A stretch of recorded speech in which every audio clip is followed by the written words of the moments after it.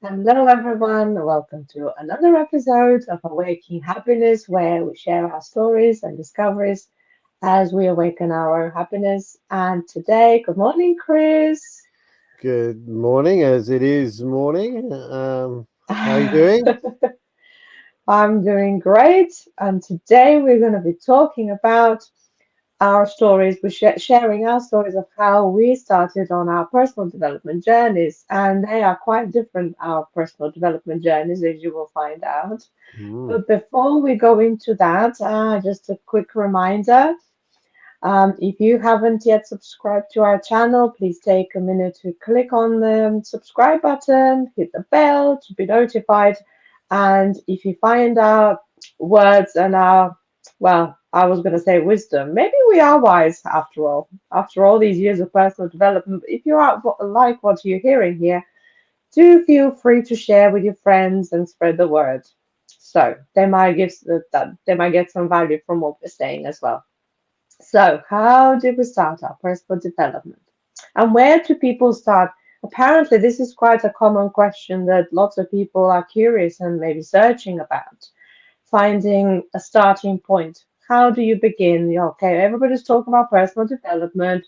What do I do? What is this actually thing called personal development? What do I need to develop? And what do I develop first? Like when we go to school, we know we go to first grade, we learn to read, we learn to write gently, gently, and then it all kind of develops from there. But what is Um, personal development?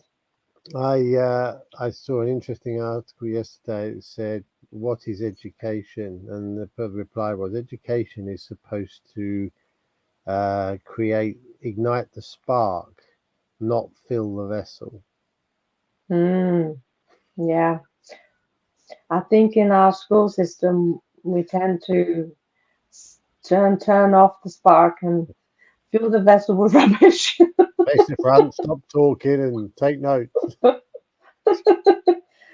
So I think personal development has lots to do with that spark that you mentioned. Well, I think So how did it start with you? Well, let's just get back to this question again. Personal development, it is what it says on the tin. It's your own personal choices about what you want to develop in yourself. So, like it can be absolutely anything can be labeled as personal development. Now, I know a lot of people hear about Anthony Robbins and think, oh, personal development is about going on these huge rah rah um, uh, 10,000 people in the audience at the O2 or something type. Now there is a place for those things. And, I've never been on one. I have to just say I've never been on one. Have I had any touch points with Anthony Robbins? Not physically, not in person, but yes, I read one of his books in my early personal development journey. But the journeys can be quite. I mean, they're lifelong. But once you start, you don't stop. Like it's that one of those things. It's like, why would you, like, when you stop learning, you die. And not actually, Hmm. not physically, but like, if there's no new things and no new growth and nothing changes, you are at odds with nature, right?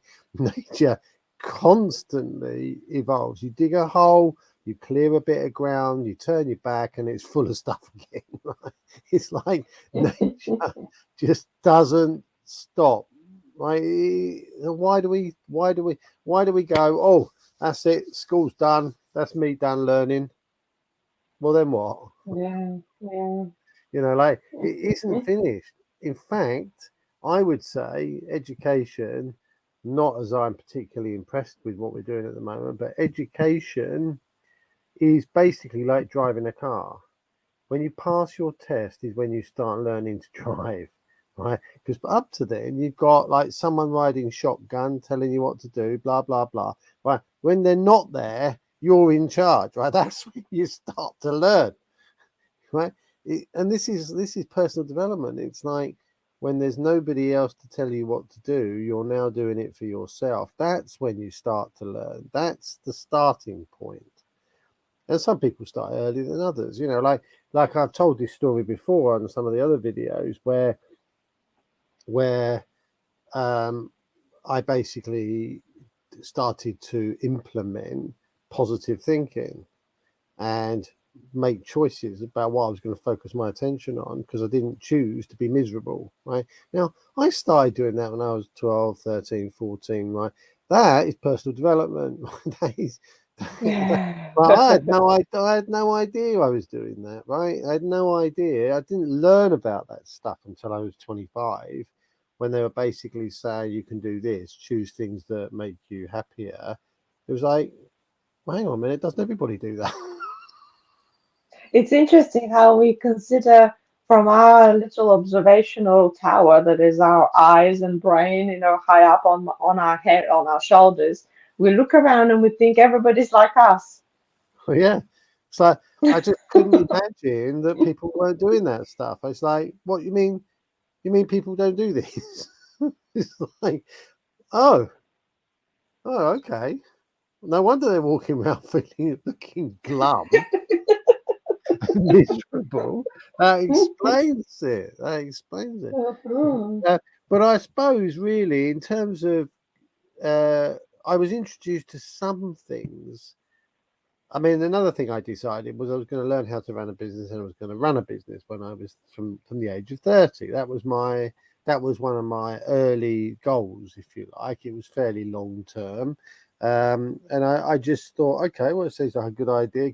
What it did was it gave me a period of time where I could just focus on improving my job, improving the money I had, being flexible in that, and just basically doing what I enjoyed doing, to a point where I could feel like I felt like I'd probably have learned enough to be able to go on and run the business, Mhm. which I initially thought was likely to be fairly problematic, and consequently I needed to have an arsenal of weapons at my disposal to be able to deal with those things. As it turned out, that was rubbish, right? And and Oh. and as uh, it's like my dad saying, "Oh, like when you've got a house, you'll know what I mean by responsibility." And it was like, well, it can't be that tough, can it? I couldn't understand how it was like. He said, "You got to pay bills and stuff." It's like, well, we open an envelope, it says you've got to pay this, and you pay it. What's difficult about that? I couldn't understand what he was talking about. It's like, and when we bought our first house, it was so easy. I couldn't understand what all the fuss was about. You don't, Maybe it was his perception of how he needs to be responsible because there is the weight of the bill coming, and that was yeah, his perception of what yeah. I it mean, is. And it's tough if you have this perception that it's tough.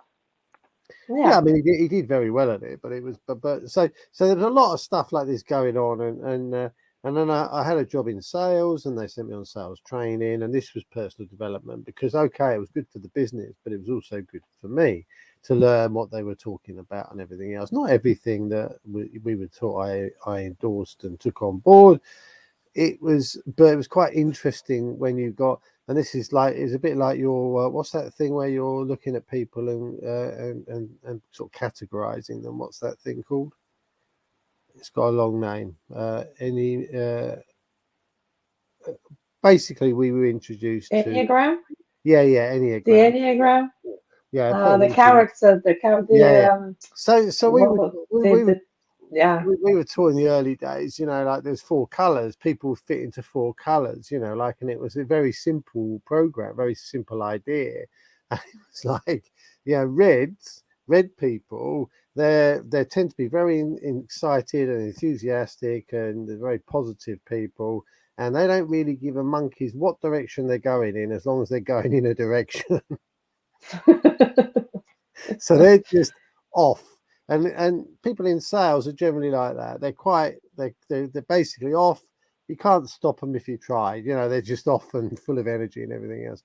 And then you've got, like people who are blues.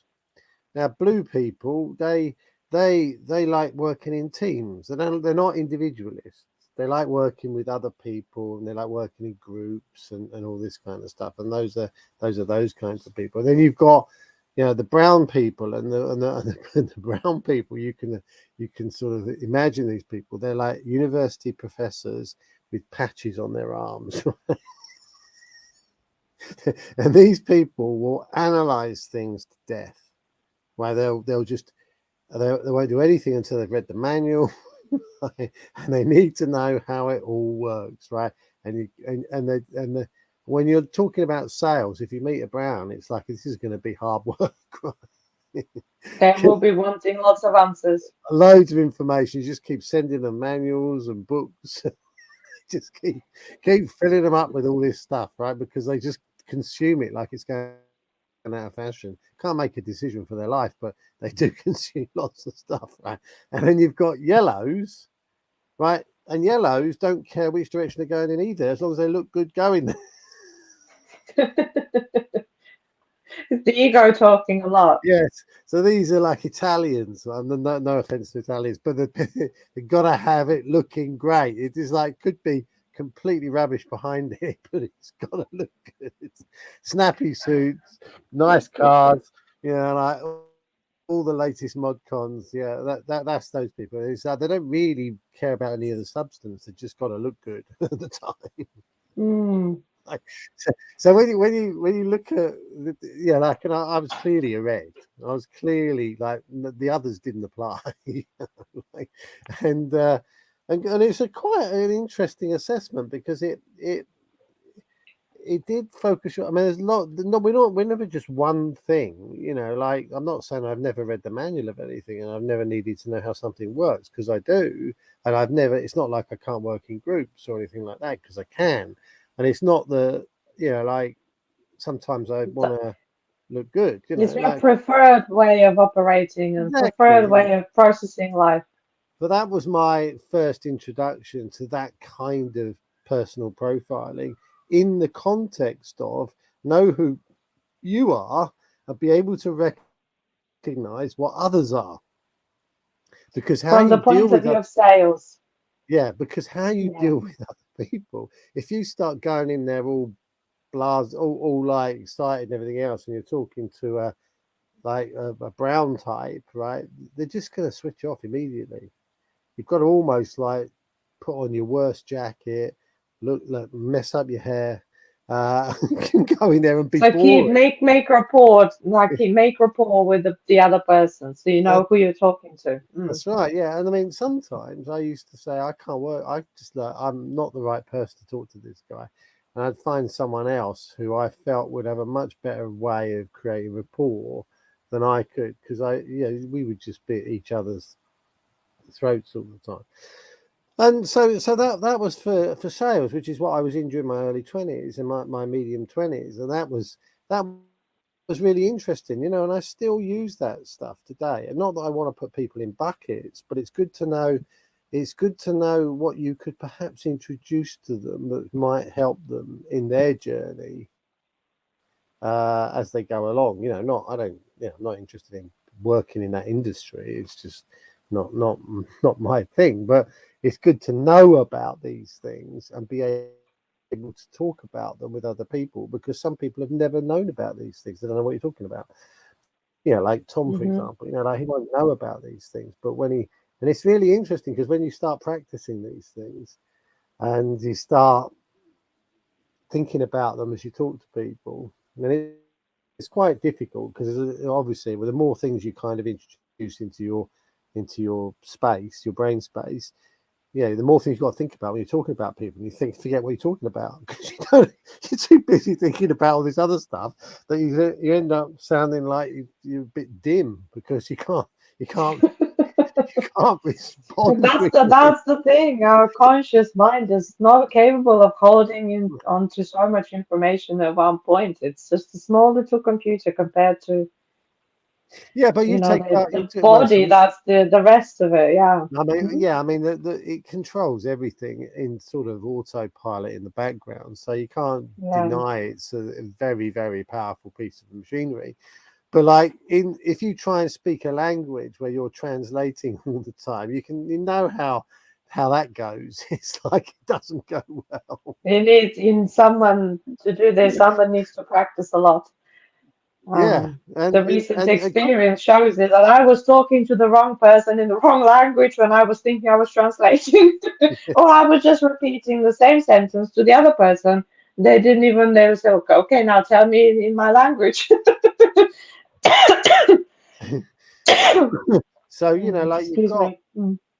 um so these things when I was learning them, and when we went, this was a whole week of like NLP stuff, neuro linguistic programming, um and in that week, the guy that was taking the course, he was assisted by two girls, and basically he seemed like, because obviously he'd mastered all of the stuff that he'd been teaching, and it was like, how can you remember all this stuff when you're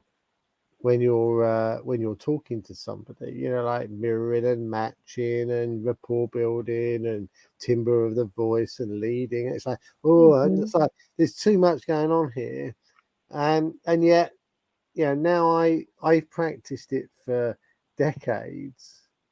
People must think, well, how can he be so positive all the time? And it's like, well, it's just so easy. I've just been You doing. practice it a lot. I've Yeah, been you've doing lived it it for. all your life. Mhm. So, I think one of the things with personal development is don't expect miracles overnight. Like it's not going to happen. Like you are, like a flesh and bone, and it takes a while to assimilate this stuff and turn it into useful behaviors. It's not going to happen instantly. Then, so, like, I suppose really the personal development kicked off in the mid 20s after my sort of own personal development in my teens, which I wasn't aware of, and then into the 30s, I kind of, multi-level marketing. I'm not advocating to anybody that they should embark on a multi-level marketing. If you like the products and you like the company, and there's nothing wrong with it. I'm just saying, but the issue is the products, and the company is a ethical, honest company. If you can put those two things to bed, then the only thing that's in question is you. Like there's nothing else in question. Don't blame them Mhm. because you didn't have the right ideas about it. But it's a fantastic industry for people to self-develop, because for a lot of people it's the first time they will engage at low cost, very low risk, Mhm. with the opportunity to kind of do their own thing and invest some time and effort. And what you're really doing, because very few people end up being successful in these industries in reality, to how many start, what they end up doing is growing. Their personal development goes through the roof in an environment where everybody's willing you on. So, like if you get involved in a multi-level marketing or network marketing organization, if you do it just for your own personal development, I would say go for it. Forget what you're Mhm. doing because that's just a way of gelling it all together is what you're doing. But the reality is the people, the environment, and the opportunity to access personal growth ideas is awesome. And I would say that like, and a lot of my personal growth in my 30s came from being involved in stuff like that, and not massively, but just on the edges and the fringes, but enough to access the stuff. And then from there, running my own businesses and everything else, a lot of personal growth in running your own business. Like it's a short, sharp visit to personal development, because unless you do, you just can't make it. Yeah. So, running your own business and networking and meeting people and just, and the rest, like then it's just fine tuning and working on working on yourself. What do you want? What It's makes you interesting. happy? Yeah. Yeah, it's interesting how you say that your personal development started from a very young age and it was all to do with business. What you mean? That's how it started. That's how it was triggered Well, by in you wanting to be running your business and going through the NLP training of oh, I know this already. I've been practicing it for 10 years. And then from there on, sales orientation and then growing as a person through business, through yeah, applying it to business. applying it to like multi-level marketing. Yeah, I mean, it was all about business because in those early days, I was tail end or just after the baby boomer type era. You're still very heavily influenced by what's going on in the world in terms of money and everything else. I mean, later on, by the way, um, because I was keen to, one day, I think this was about 10 years ago, I said, right, I think I've kind of got a handle on most aspects of my, like money, like emotional management, like health. Like, I was kind of working my way, I worked my way through a lot of these and exposed myself to situations. And then I woke up and I thought, right, okay, I can't grow here unless I sort out my spirituality. I need to spend a bit of time doing that. I need to work out what that is. And so I basically said, right, okay, that's my next big thing. I'm going to get on with it, right? And I started, and it was at that point that my life changed again. Hmm. Because once I started to get involved with spirituality and like in the big deep questions, who am I and what's my function or purpose, or like, and we've had discussions on this purpose in life and trying to unravel and unwrap all that and work out what the hell's going on. Right? It's like, how can you do anything unless you work that out? It's like that seems to be the nexus of all of it. And yet I Well, came. yeah, it is, but there is a time for this. Everybody approaches and reaches to that level Yeah, I was at that their kind of time, morning. and I was kind of 50, 45, 50, that kind of age, thinking to myself, why are we here? Like, why are we here? What's like, isn't there any more to this than just like, what do we just like get born, go to school, get grades, get a job, get money, buy a house, have kids, and then what? They just sort of like cruise around until we retire and then we die. I mean, is that it? And I was that like, was there's another question people often ask: how do you change your life at 50? And that's what you did. well, the thing is, right, this is I've been changing it all my life and Mm. not really evaluating it. It was only when I got to 45, I guess 50, I started to look back and say, "Well, it's one of these moments again where you go, oh, I thought I knew it all." Yeah, now I do. It's like, so yeah, it's a lifelong journey, and if ever we find ourselves saying, well, two things. If we ever find ourselves saying, "Oh, I think I know it all now," right? Stop right there and just have a little bit of a refresh. And the other thing is, Have a drink. yeah, and the other thing, if you visualize yourself going with the crowd, the whole crowd, then it's probably time to reevaluate what you're doing. Go change direction. Yeah, it's like if ever I find myself going with everybody else, it's like, right, this is boring. I'm off. I not only boring, it's like it's not fun anymore. And like, yeah, if you're going with the masses, time to take a left or a right or turn around. So if we go back to the question, where do you begin with personal development?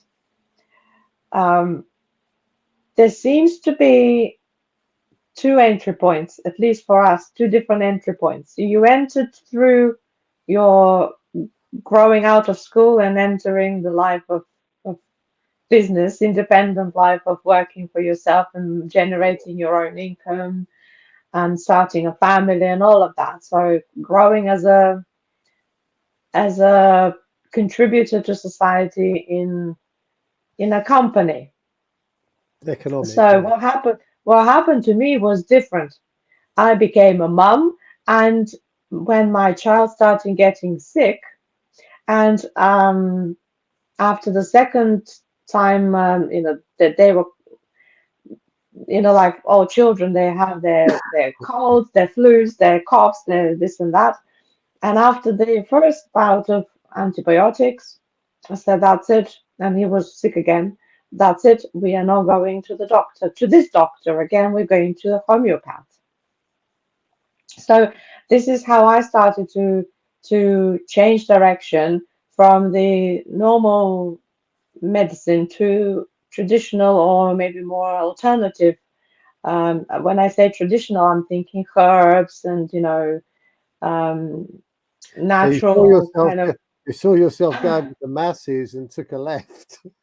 Yes, because it didn't seem to make sense. If he had this my little kid, if he was two, if he already had a very strong antibiotic and he went back to the nursery and he came, and 2, 3 days later he was coughing again, he was sick again. I said, no, no, no, they're gonna give him another, either the same or even stronger. So we're not doing that. We're gonna go the different way. We're gonna go the homeopathic way. And then, oh my God, the problem that I had then with the surrounding family members who were scared to death of what am I doing? I'm experimenting with my own child. What kind of a mother are you? Um, to having little experiments here with the child that you need to love. What are you doing? And it had to be, I had to educate myself on it, and I had to educate everybody else around me who was having anything to do with this child, because family is not, I don't live by myself, and the decisions that we make within our family system affect everybody. So I had to really firmly stand my ground and explained, and oh, it was a tough one, but I did persevere. So that taught me. I think I had this perseverance already in me because I had to prove myself all the time. So I practiced that a lot at school. So that was my personal development, learning about the body and how homeopathy works with the body, and what is this body doing to create these symptoms, and how do we treat the whole system, not just the symptom, and why do we have these symptoms in the first place, where are the root causes of things. And that is actually the question that always has always stayed with me. Why? What's the root cause of whatever's happening around? Finding the reason, the deep reason, because I know about gardening because my dad was taking me to do gardening with him all the time, and I didn't like it. But even though and I learned about roots of weeds and how we tackle that, and if we don't pull the whole thing with the root out, it will grow again. So to me, root cause was like, yeah, I understand this. It makes sense to me. I need to really be conscious about that, and I'm just mowing the grass, but I'm uprooting it. And then that led me to, because homeopathy is more like an energy medicine, so that took me to Reiki. It took me to quantum touch and learning all that energy healing stuff. And then somehow it took me to Psyche, which is, working with our belief system. Well, that was another story, actually, is how Psyche came to be. It came into my life. But every time I have this problem or issue, something comes up, I've always wanted to find the root cause of it. And when I was feeling miserable and horrible after my divorce or during my divorce, and I looked around and I saw everybody else having had, I realized almost everybody had had that experience, and they were all right. They were doing great. Maybe they They were were actually suppressing happy it. about it. Maybe they were just suppressing it though. Maybe they were, but to me, from looking around from my head full of whatever, understanding of the world I had already accumulated. It seemed like they were all sorted out, and I couldn't understand why I was so miserable. And I had to find a reason why. So I found and I learned about beliefs and about beliefs about ourselves and how beliefs about the world. So I had to uproot those and change them. That's how Psyche came in very handy. Um, to change those beliefs. And then as I changed those, I started to feel like these other people. I wasn't miserable anymore. I was kind of loving my own company. While before I was very much into, oh, okay, completely different person, lots of abandonment and rejection issues and things like that, not loving myself, not appreciating myself. So it was these stressful, like crisis points in my life. Like the kid was ill, then I was suicidal, and this is where I changed directions radically. So whatever I knew by that was creating this problem or situation, I had to find the reasons. And this is how my personal development is being driven along by this urge to find the reason, to find the deep rooted, seated cause for whatever's going on. So health wise, it's great. I have been doing that now. My spirituality, kind of with Psyche, I've managed to tap into that. But my biggest problem has always been financial. Like for you, it's the other way around. If you started with finance, I am now doing finance now. Mm. I'm tackling my money blocks and money um, the way I process the idea of money and therefore develop, create the money setup that I've got. So everybody starts this personal development from a different starting point, and it's okay. It's great because everybody's different. We all come from a different place, from a different life experience, from different parents, different background, different countries, different what else? Everything is different. There is nobody that is the same as anybody else. Apparently, this is a little aside. So in Clifton's Strengths, it's a company that you can have a test and understand yourself better. And there are 32, was it 32 or 34 different strengths, like um, winning others over or keeping your word and things like that. So 34 of these. As you do the test, they give you the arrangement of these 34 strengths for you in what order of dominance they are. So your first five are your top strengths, or first 10 are your top strengths. And this is how when you work through your life, through any situation governed by starting from these 10 strengths, and you're applying yourself using them, you're going to be having a very easy life. And if you're trying to use your develop your kind of bottom 30, 30, 31, all of those, even if you try to develop them as best, you will still be as best mediocre at that.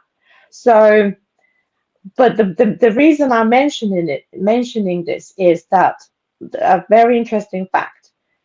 34 strengths, the different number of permutations of how these can be arranged, which one's first, which one's second, which one's third, which one's fourth. The number of permutation is so huge. There aren't any, there haven't been in the whole history of the human race that we know for the last, I don't know how many years, there hasn't been, the number of humans is more than the number, the other way around. The number of permutations is bigger, a lot bigger than the number of humans there have been or will be in a long time, which means we are absolutely unique. So whatever happens to me can't be the same as whatever happens to anybody else. Of course, there are some drivers, like in my case was, yeah, I need to find the root cause, so I need to search for it and unveil it and heal it. But for you, it was you weren't bothered with the root cause. You were just learning about and organize yourself with the people around you. But there were a lot. There were similarities though, because because I was a table tennis player, right? There were things happened because I was a table tennis player, which basically ended up with me pursuing things similar to you regarding health. So, because I was a table tennis player and I needed to be able to breathe when I played, smoking was out. Like I just didn't do it. So, I couldn't see the point in spending money, being smelly, being in pain, ruining my health. I couldn't see the upside, right? So I stopped doing it. I just stopped doing it. I didn't do it. Um, but that meant that I had an eye on health. I didn't focus my attention on it. I just knew that, oh, that's good for me. That's not good for me. I was like, things were going in or out, depending on how I felt about it, right? And it was all to do with performing decently in table tennis, right? So if I was like, I didn't go out the night before and have a drink. If I was playing table tennis the next day, it's like it was counterproductive, right? So I had an eye on those things, and then, um, I started cooking in my 20s, and basically I took an interest then in what I'm eating. And I already knew about what, I wasn't one of these people that said, like, what does a carrot look like, or it comes in a plastic bag. I wasn't one of these people. I knew where these things came from, right? So basically at that point, and through my life, then health became not because of any illness, right? Rather because of the absence of illness, probably, and other people being ill. I started to take more interest in, well, what am I doing then that's different to what other people are doing? Because because they seem to be ill a lot. And then there was like medication, and like I started to look at what doctors were doing and the size of pharma companies, and like what my parents were taking, these huge volumes of pills. And I was like, well, you take this for that, this for this for this to stop that side effect of that, and that to suppress the sickness. It's like, hang on a minute. It's like, just stop the lot. We might be all right if we just stop the lot. And I couldn't, and I thought to myself, well, so I set myself a target. I'm not having any pills unless I'm absolutely, it's a painkiller, or yeah, I can use some booze for that probably. But like it was, it was just like, I'm not going there because I don't think these people really know what they're doing. Anyway, they might have found like this does this, but then you find out an antidepressant's good for slimming. So hang on a minute, you're selling it on the basis that it helps people with depression, and now you're giving it to people who've got, oh, they're overweight. Yeah, but they're depressed too. Yeah, we are not saying stop your medication because that's not what we're saying here. We are saying that we're not medical doctors, by the way. We No, don't give advice, we just share our stories. but like, and it leads into, well, why we ended up growing our own food. Well, it's outside, it's good exercise, it's, you got to think about what you're doing, so you're using your brain. It's regular. You can't, like, you can't not go because it's okay in January probably, but we're still planning what we're going to do this year. It's like, it's it's like nature. It is nature. So like, there's no day off in nature, but nothing's a rush either. It's like everything gets done, but nobody's stressed out. You don't go into nature and the trees stress in there, do you? Like, it's like, it's just another day. It's just another day, isn't it? So, if we think about it, where do we start with personal development? Well, maybe look around your life, look at your life, and you decide whether you need anything changed or not, in what areas, and go for it. And Yeah, find the reason why you are feeling like you're feeling.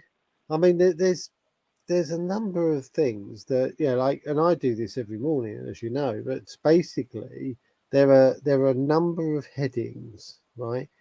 Health, and then there's mindset, what's going on inside your mind, Hmm. and then there's emotions, right? So if someone does something and it upsets you, offends you or it triggers you, what is going on there? Like that's Hmm. another one. And then you've got relationships, like the relationships that you're involved in and the people around you. Then you've got money, like your relationship with money. Then you've got spirituality. It's like your view of yourself in a concept of why you're here type of thing. And then you've got what you do on a daily basis, i.e., what actions you take, and you look at all those things, and there's seven of them there, and they constitute your life, right? And it's like, well, what isn't working, or what do you want to improve? And then you investigate that area, and like hold yourself to account for it, because at the end of the day, you got to hold yourself to account for it, and like things will change slowly but surely. If you stick with it, they will change. But I think you've got to just evaluate yourself, sit down in a quiet space. And like I did it when I was 30, when I moved back to my mum and dad's, I had a white sheet of paper and I said, right, what do I want to do now? Like I got to 30, messed It's up. got, it might be a little uncomfortable admitting it to yourself to begin with, Yeah. but that's how change happens. It doesn't happen with comfortable place. Sitting in I a mean, comfortable chair is not going to change. if you turn around and say, do you know what? I don't really like myself. I think I'm a bit of a dick, really.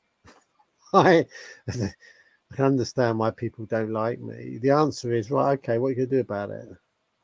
That If was you're, my thing. I wasn't loving myself, and I wasn't sure why.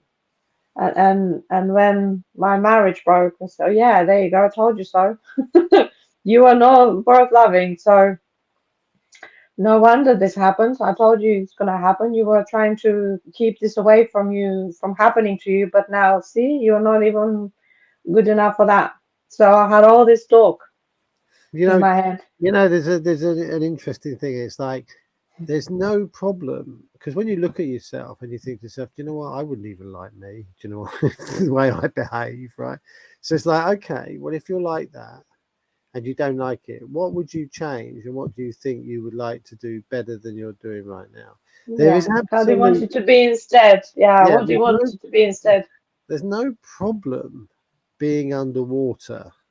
The problem is staying there. Yeah.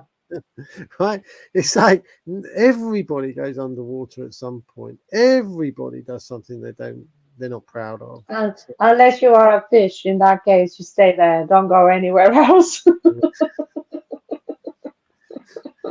well, even they need oxygen. Yeah. So I hope we've answered the question about where do you begin with your personal development, I don't know. wherever you're Like at. we've not answered the question. We've given people some things to think about, but the only person that can answer it is yourself at the end of the day. Exactly. Yeah. So, but All right. anyway, So thank you for watching. If you haven't yet subscribed, please do hit the button down there and share this video with your friends. We really appreciate that. We want to grow this channel. So any of that help would be very, very well appreciated. Thank you for watching and see you tomorrow on another episode. okay, bye. Bye.